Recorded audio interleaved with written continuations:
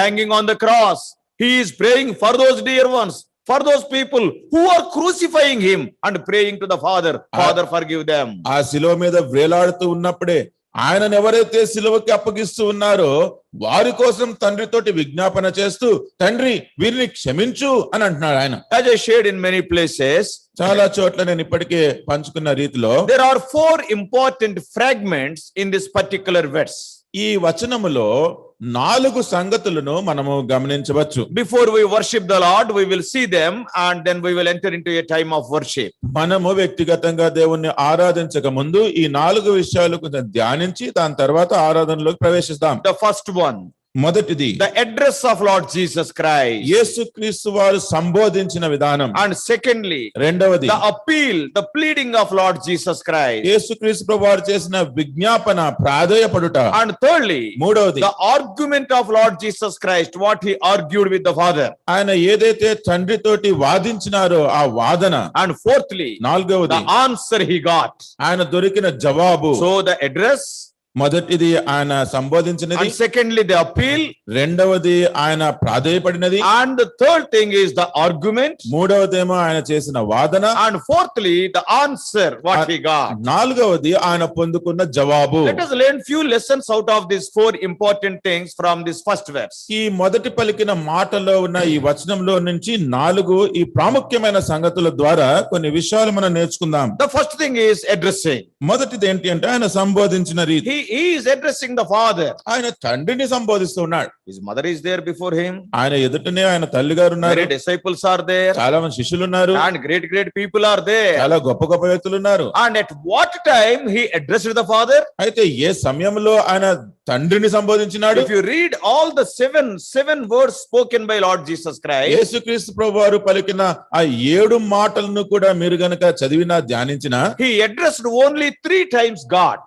ఒట్టి 3 సార్లు మాత్రమే తండ్రి అయిన దేవుణ్ణి In సంబోధించినాడు. the first verse, అది మొదట పలికిన that is మాటలో Father forgive them. అదేంటంటే తండ్రి వారిని క్షమించు. And secondly the fourth verse, రెండోసారి fourth word. పలికింది ఎప్పుడు అంటే ఆయన 4వ మాటలో. that is my God, why hast thou forsaken me? అదేంటి అంటే నా దేవా నన్నేల చేయవిడనాడితివి. And third time, మూడోసారి అన్నది the last word, ఆ చివరి మాట. Father, I commend my spirit unto thy hands. Luke 23:46. లూకాసు సువార్త 23:46 వచనంలో తండ్రి మీ చేతికి నా ఆత్మను అప్పగించుచున్నాను. 3 times he addressed the Father. 3 సార్లు ఆయన తండ్రిని సంబోధించినారు. The first word, ఆ మొదటి పలికిన మాట, the middle word, మధ్యలో మాట, and the last word. తర్వాత చివరి మాట. What does it mean? అంటే దాని అర్థం ఏంటి? As a matter of fact, he was entering into suffering at that time, because hanging on the cross is not an ordinary thing. అంటే మనం గమనించాల్సిన విషయం ఏంటి అంటే ఆయన బహు వేదనలోకి ప్రవేశిస్తున్న సమయం అది. ఎందుకంటే సిలువలో వేలాడడం అనేది సామాన్యమైన సంగతి కాదు. Because cross means it is full of torture, agony and pain.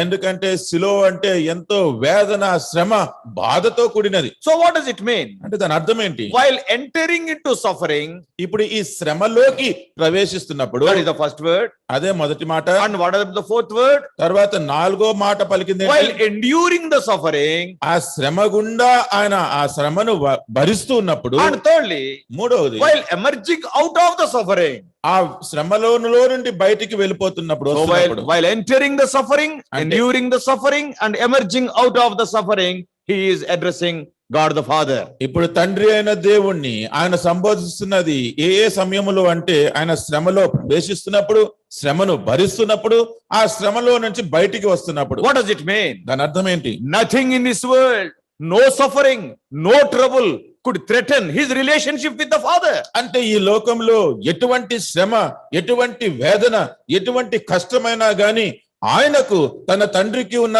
సంబంధాన్ని ఏ రీతిలో కూడా అవి అభ్యంతరపరచలేవు. In spite of the circumstances, in spite of the situation he was in, but this relationship was not broken. ఏ పరిస్థితులు గుండా ఆయన ఉన్నప్పటికీ, లేకపోతే ఎటువంటి విషయాలు ఆయన అనుభవిస్తున్నప్పటికీ కూడా తండ్రితోటికున్న ఆయన సంబంధము అది తెగిపోలేదు. There is a wonderful lesson we can learn from this. దీని ద్వారా చాలా అద్భుతమైన పాఠం మనం నేర్చుకోవచ్చు. Many times, because of the circumstances around us, our relation will be threatened or will be spoiled with the Father. చాలా సార్లు మనం వెళ్తున్న మన పరిస్థితుల గురించి ఆలోచిస్తూ ఉంటే ఆ పరిస్థితులను బట్టి మనకి మన పరలోకపు తండ్రికి ఉన్న సంబంధము చాలా సార్లు తెగిపోతాదేమో అన్నట్టుగా ఉంటుంది. When the days are comfortable, ఎప్పుడైతే చాలా సౌఖ్యంగా సుఖంగా ఉంటుందో, or when you pass the exam, ఎవరైనా పరీక్ష పాస్ or అయిపోతే, when you get a job, ఎప్పుడైతే నాకు ఉద్యోగం or లభిస్తుందో, when you are blessed with a child, ఏదైనా బాపు పుట్టినప్పుడు so the relation will be so harmonious with the father. ఆ సంతోషకరమైన సమయంలో తండ్రి అయిన దేవునితోటి మన సంబంధం ఎంతో చాలా బాగుంటుంది. But when we face some trouble, అయితే చిన్న కష్టం కలిగినప్పుడు, maybe some illness in your family, ఏదో కుటుంబంలో ఏదైనా అనారోగ్యం or you వచ్చినప్పుడు, lost some dear person in your చాలా family, ప్రియమైన వారు మీ కుటుంబంలో మరణిస్తే, and you start murmuring against God the Father. ఇంకా తండ్రి అయిన దేవుని గురించి మీరు సనుక్కోవడం ఆరంభిస్తారు. Sometimes some people will question, is God is there? అసలు దేవుడే ఉన్నాడా అని ప్రశ్నించే వాళ్ళు If కూడా God is ఉన్నారు. there, why this thing is happening to me? దేవుడే గనుక ఉంటే ఇటువంటి సంగతులు నాకెందుకు అవుతున్నాయి అంటారు. Many times we will murmur. చాలా సార్లు మనం సనుగుతూ ఉంటాం. And from the very first word, by seeing the address of Lord Jesus Christ, we can learn this wonderful lesson. ప్రభువారు పలికిన ఈ మొదటి మాటలో ఆయన తండ్రిని ఏ విధంగా సంబోధించినారో మీరు గనుక గమనిస్తే చాలా అద్భుతమైన పాఠం మనం నేర్చుకోవచ్చు. In whatever situation you are there in your life, God is the Father and you are the child of God. మీరు మీ జీవితంలో ఎటువంటి పరిస్థితుల్లో ఉన్నప్పటికీ కూడా పరలోకపు దేవుడు ఆయన మీకు తండ్రి, మీరు ఆయనకు బిడ్డగా ఉన్నారు. Oh, this is the first word. See, by addressing him as the Father, the Lord is teaching us our relation should not be threatened, should not be spoiled because of anything which is around us. అందుకే నేను మొదట పలికిన ఈ మాటలో ఆయన తండ్రిని సంబోధిస్తున్న విధానాన్ని చూస్తున్నప్పుడు మనము కలిగి ఉన్న దేవుని తోటి సంబంధము ఎప్పుడు కూడా అది అభ్యంతరపరచకూడదు, తెగిపోకూడదు, అది ఎప్పుడు కూడా అలాగే ఉండాలి. Today you may be calling it as a Good Friday, but your day may not be good today. ఈ రోజు మీరంతా కూడా మంచి శుక్రవారం అని పిలుస్తున్నారేమో గాని మీ రోజు బాగాలేదేమో. Maybe some of you may be in hospital, కొంతమంది బహుశా హాస్పిటల్లో ఉన్నారేమో. or may be going through so many troubles. Some of the troubles can be shared, some cannot be shared. చాలా సమస్యల గుండా మీరు వెళ్తూ కొన్ని సమస్యలు చెప్పుకోవచ్చు, కొన్ని సమస్యలు చెప్పుకోలేనివి కూడా ఉన్నాయేమో. So you are enduring suffering. అంటే ఈ శ్రమలను మీరు భరిస్తూ ఉన్నారు. But on this Good Friday, ఈ మంచి శుక్రవారం from రోజు the word of God, I am telling you, these things should not threaten your relationship with your father. దేవుని వాక్యంలో నుంచి మీకు చెప్తున్న సంగతి ఏంటి అంటే ఈ పరిస్థితులు సమస్యలు ఏవి కూడా పరలోకపు తండ్రితో ఉన్న మీ సంబంధాన్ని అవి తెంపకూడదు. You are not bearing more pain than the cross on which Lord Jesus Christ was suffering. యేసుక్రీస్తు ప్రభువారు ఏ శిలువలో అయితే వేలాడదీయబడినారో అక్కడ ఆయన భరిస్తున్న శ్రమ కంటే ఎక్కువ శ్రమ ఏమి మీరు భరించట్లేదు. When Lord Jesus Christ could maintain that relation, why not you and me? అట్టి శ్రమలో కూడా యేసుక్రీస్తు ప్రభువారు తండ్రితోటి ఆ సంబంధాన్ని కొనసాగిస్తూ ఉన్నప్పుడు మీరు నేను కూడా అదే సంబంధం ఎందుకు కలిగి ఉండకూడదు? If at all you have suspected the love of God, if at all you have questioned the Lord, this day tell to the Lord, I am very sorry I have murmured against you. ఒకవేళ మీరు దేవుని ప్రేమను గురించి అనుమానించినట్లయితే, దేవుణ్ణే మీరు ప్రశ్నించిన వారైతే ఈ రోజు ఈ అవకాశంలో దేవుని దగ్గర క్షమాపణ కోరండి. Lord, why it has happened to me? అబ్బా నాకెందుకు ఇలా జరిగింది? Are you truly loving me? నిజంగానే మీరు నన్ను If ప్రేమిస్తున్నారా? you are loving me, why this is happening? మీరు నన్ను ప్రేమిస్తున్నట్లయితే ఇది నాకెందుకు అవుతుంది? If these questions are lingering in your mind, ask forgiveness today. మీ మనసులో గనుక ఇటువంటి ప్రశ్నలు కలిగి ఉన్నట్లయితే ఈ రోజు మీరు దేవుణ్ణి క్షమాపణ అడగండి. The wonderful lesson we learned from the 7 words of Lord Jesus Christ, especially in the area of his addressing, that is, our relationship with the Father should never be threatened. యేసు ప్రభు పలికిన ఈ చివరి మాటలలో అద్భుతమైన పాఠాలు మనం నేర్చుకుంటున్నది. మరి ముఖ్యంగా ఆయన తండ్రి అయిన దేవుని సంబోధించిన విధానంలో అంటే మన సంబంధము ఎప్పుడు కూడా దేవునితోటి తెగిపోకూడదు. And the second thing what we see here is ఇక్కడ రెండవది మనం చూసేది ఏంటంటే the appeal. ఆయన ప్రాధేయపడుట, Forgive them. వారిని క్షమించు. So in the original Greek, it is not a single time asking the Father forgive them. It is a repeated prayer. ఇప్పుడు ఆదిమ గ్రీకు భాషలో ఇది చెప్పబడిన రీతి మనం గమనిస్తే అదేదో ఒక్కసారి క్షమించమని అడిగినది కాదు. ఆయన పదే పదే వీని క్షమించండి అని ప్రాధేయపడుతూ ఉన్నారు. They are almost treating Lord Jesus Christ as their enemy. వారందరూ ఏమో యేసుక్రీస్తు ప్రభువాన్ని వారి శత్రువుగానే They భావిస్తుండేవారు. sufficiently tortured him. వారు అసాధ్యమైనంత చిత్రహింస పెట్టినారు. Now they are shouting, crucify him. ఇప్పుడేమో సిలువేయండి సిలువేయండి అని కేకలు పెడుతున్నారు. And for those enemies he is praying. ఆ శత్రువుల కొరకు ఈయన ప్రాధేయపడుతున్నారు. Lord, forgive them. తండ్రి వారిని క్షమించు. Many times we call ourselves as godly people. చాలా సార్లు మనం ఏదో దేవుని బిడ్డలం అని చెప్పుకుంటూ ఉంటాం. When somebody does something wrong against us, ఒకవేళ మన పక్షంగా ఎవరైనా ఏదైనా చెడు చేసినట్లయితే we will never pray, Lord, forgive them. మనం ఎప్పుడూ కూడా ప్రభువా వారిని క్షమించు అని ప్రార్థన చేయం. And also we will not pray, Lord, punish them also. అంతేకాకుండా ప్రభువా వారిని శిక్షించు అని కూడా ప్రార్థన చేయం. But very intelligently we will pray. చాలా తెలివిగా మనం ప్రార్థన చేస్తూ ఉంటాం. Because this intelligence is the produce or product of 21st century. ఎందుకంటే ఈ 21వ శతాబ్దంలోనే ఈ తెలివితేటలన్నీ కూడా మానవుల్లోకి వచ్చినాయి. And how we will pray? ఎలా ప్రార్థిస్తాం? Lord, you know everything. ప్రభువా మీకు అన్ని తెలుసు. And you know his heart. అదిగో ఆయన హృదయం కూడా మీకు And you తెలుసు. know my heart. నా హృదయం కూడా మీకు తెలుసు. Unnecessarily he is blaming me. అనవసరంగా ఆయన నన్ను He is నిందిస్తున్నాడు, hurting me. నన్ను బాధ పెడుతున్నాడు. And what we will say? మనం ఏమంటాం? You only judge him. మీరే ఆయనకి తీర్పు తీర్చండి. That judge him, it is a very polished word. Indirectly what we are telling, you punish him. Isn't it? మీరు తీర్పు తీర్చండి. ఆ తీర్పు తీర్చుట అనేది అది చాలా వినడానికి చక్కని మాటలాగా ఉంటది కానీ మనం అసలు ఆ మాట ద్వారా చెప్తున్నది ఏంటి అంటే ఇంకా ఆయనకి శిక్ష విధించేయండి అంటున్నాం. You judge him. ఆయనకి తీర్పు తీర్చండి. We are telling to the Lord, I am innocent, he is guilty, and you judge him. అంటే మనం దేవునితో ఏమంటున్నామంటే ప్రభువా నేనైతే అమాయకుడిని, ఆయనే దోషి, అందుకనే ఆయనకి తీర్పు తీర్చండి. But Lord Jesus Christ, from his appeal, we learn a different lesson. అయితే యేసుక్రీస్తు ప్రభువారు ఆయన చేసిన విజ్ఞాపన లేకపోతే ఈ ప్రాధేయపడట దాని గురించి ఇంకో పాఠం నేర్చుకుంటున్నాం. Yes, he is the Holy One. ఆయన పరిశుద్ధుడు. But all those sinners are, we all know how they are torturing Lord Jesus Christ on that day. ఆ దినము ఆయన ఎదుట ఉన్న పాపులందరూ కూడా ఆయనను ఎలాగా చిత్రహింస పెడుతున్నారో మనకి తెలుసు. Why he is appealing? అయితే ఆయన ప్రాధేయపట్టు ద్వారా Why he is appealing? ఎందుకు ఆయన ప్రాధేయపడుతున్నాడు? Because it is the fulfillment of the word of God. ఎందుకంటే అది దేవుని వాక్యం యొక్క నెరవేర్పుగా ఉంటుంది. Because Isaiah almost more than 700 years before his birth, ఎందుకంటే యేసుక్రీస్తు ప్రభువు జన్మించక ముందే 700 సంవత్సరాల ముందే యెషయా ప్రవక్త prophet Isaiah prophesied in 53rd chapter. యెషయా గ్రంథము 53వ అధ్యాయంలో ఈ ప్రవక్త ప్రవచించింది ఏంటంటే, And in the last verse, ఆ చివరి వచనంలో and almost in the last line, he made intercession for the transgressors.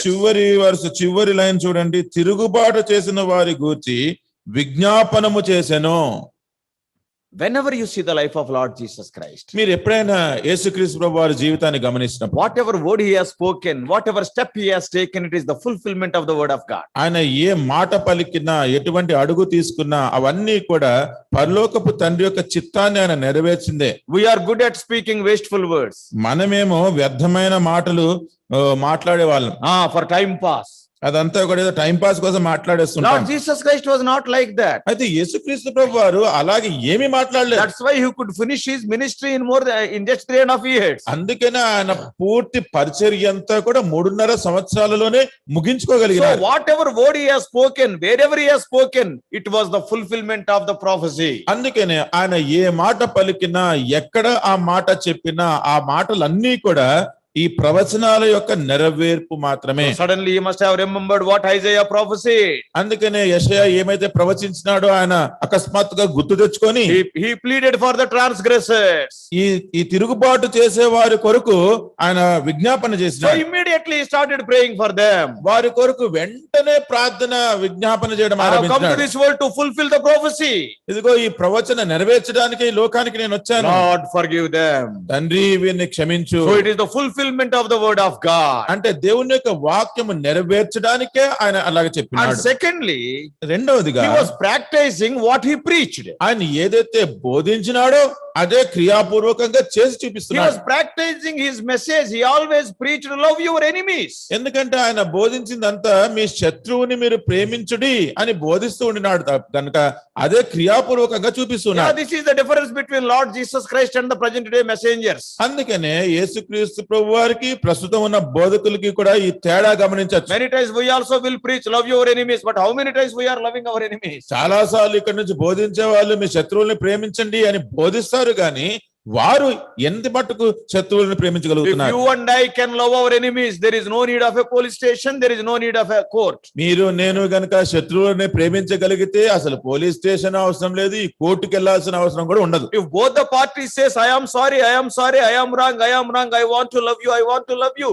then where is the need of all these things? ఇరు పక్షాలు కూడా నన్ను క్షమించండి మీది తప్పు కాదు అని అంతా చెప్పుకుంటుంటే అసలు ఇక ఈ పోలీస్ స్టేషన్లు వీటి అవసరత ఏముంటుంది? Many times our behavior is completely contrary to our message. అయితే చాలా సార్లు మనము వ్యవహరించే తీరు అది బోధించే దానికి భిన్నంగా ఉంటుంది. And here Lord Jesus Christ is putting an example. ఇక్కడ యేసుక్రీస్తు ప్రభువారు మనకు ఒక ఉదాహరణ He is చూపిస్తున్నారు. practicing his message, love your enemies, he said, till the last moment he loved the enemies. ఆయన ఏదైతే బోధించినారో శత్రువుని ప్రేమించుడి అని చెప్పినాడు, అదే విషయాన్ని తన జీవితంలో క్రియాపూర్వకంగా చివరి వరకు అంతము వరకు చూపిస్తుండే. So why he was appealing like that? ఆ విధంగా ఆయన విజ్ఞాపన చేస్తున్నప్పుడు And why he was appealing? ఎందుకు అట్లా విజ్ఞాపన చేస్తున్నాడు? Because he was fulfilling the word of God. ఆయన దేవుని వాక్యాన్ని నెరవేరుస్తున్నాడు. And secondly, he is practicing his message. రెండవది ఆయన బోధించినది ఆయన క్రియాపూర్వకంగా చేసి And చూపిస్తున్నాడు. thirdly, మూడోది the very purpose of his death is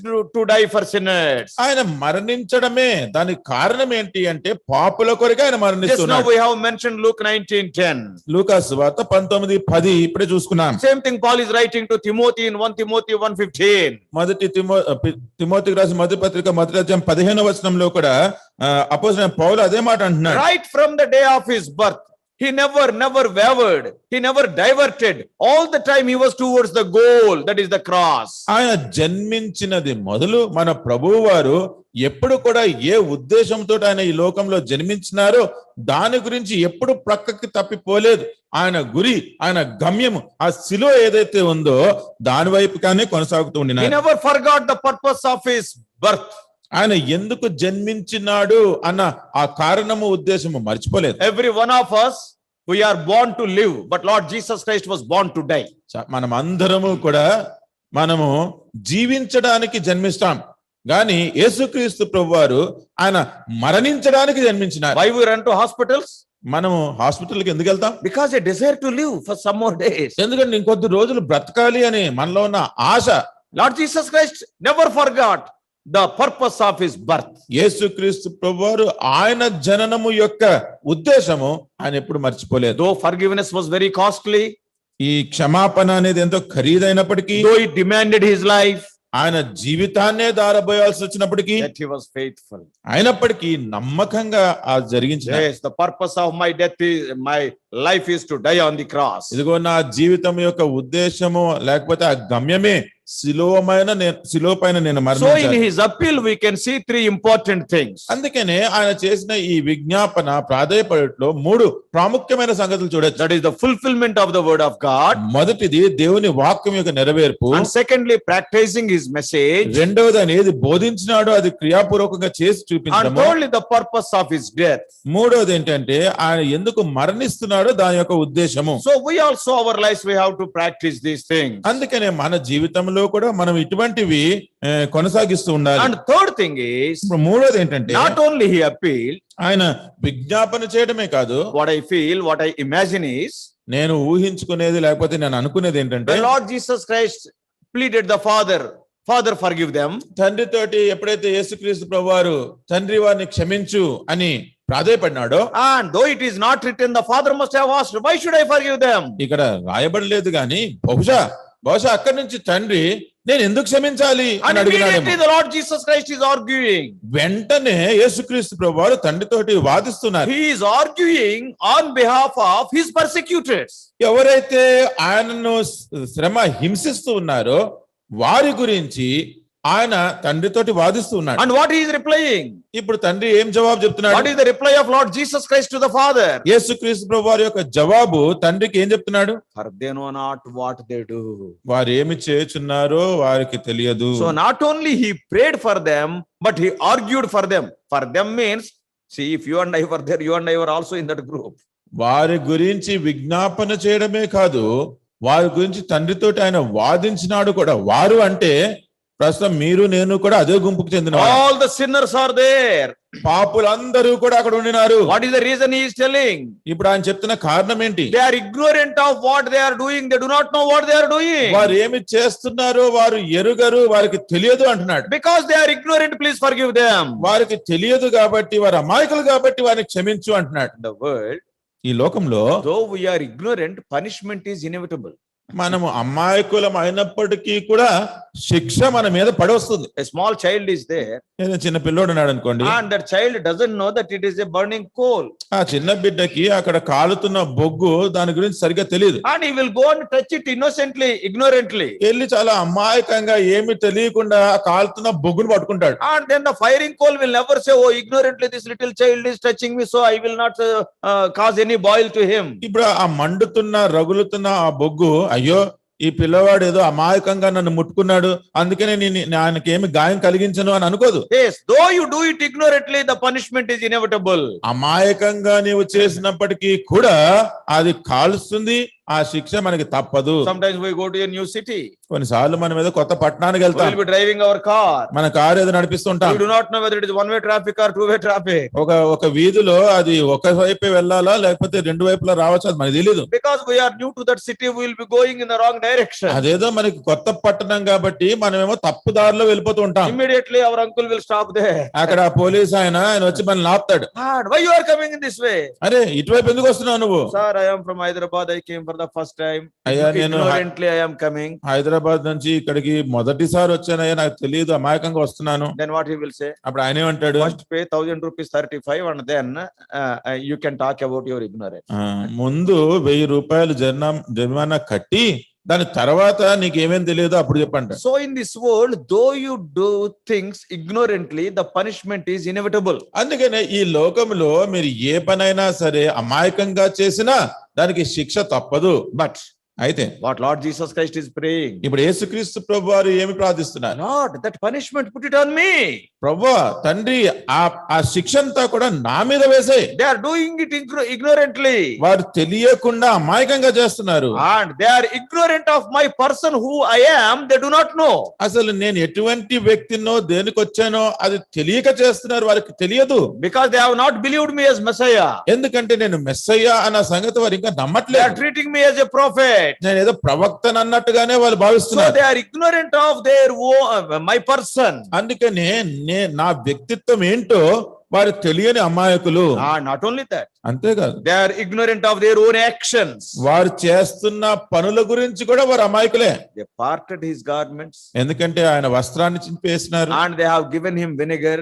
ఆయనకి చేదు రవం ఇచ్చినారు. And also they have hanged other transgressors with him. ఆయనతో పాటు మిగతా దోషులను కూడా సిలువేసినారు. Unknowingly they are fulfilling the word of God. వారికి తెలియకుండానే వారు దేవుని వాక్యాన్ని అంతా కూడా నెరవేరుస్తూ ఉన్నారు. All these three things, for example, parting his garments is mentioned in Psalm 22:18.